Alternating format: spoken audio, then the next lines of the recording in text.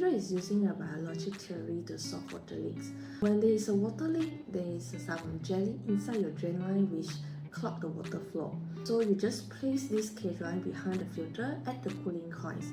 The condensation water will melt this Kdry and all this active molecule will fall inside your drain line. So this active molecule will dissolve the jellies. So when there is no more jelly, there will be no more clog. So from there, the water leak can be solved. So it is not a magic solution. We just solve the problem from the root cause.